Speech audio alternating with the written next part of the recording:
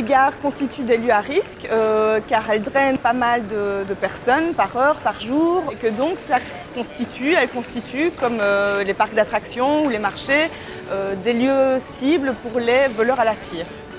Néanmoins, il ne faut pas être paranoïaque. Certaines habitudes nous permettent de nous protéger, comme porter son sac à dos devant soi plutôt que derrière, avoir toujours ses bagages à l'œil et avoir son ticket de transport à portée de main, afin de ne pas avoir à fouiller dans son sac et d'offrir une opportunité aux voleurs à la tire.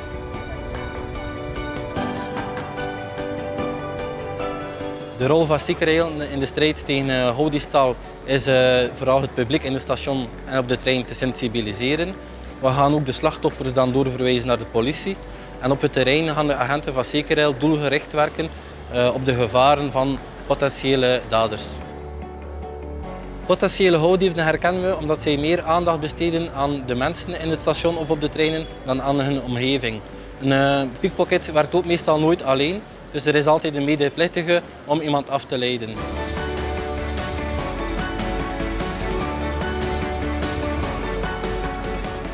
Le stand s'inscrit dans une action plus large qui va durer 2 semaines et qui vise notamment le ciblage des personnes avec des comportements imprudents.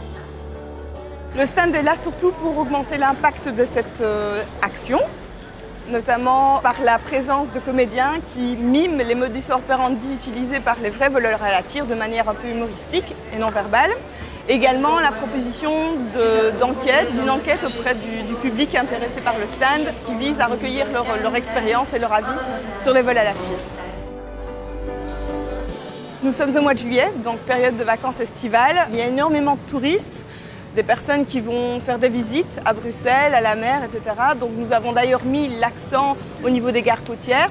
C'est également la période des soldes, qui est également une période à risque par le nombre de personnes qu'elles drainent au niveau des gares.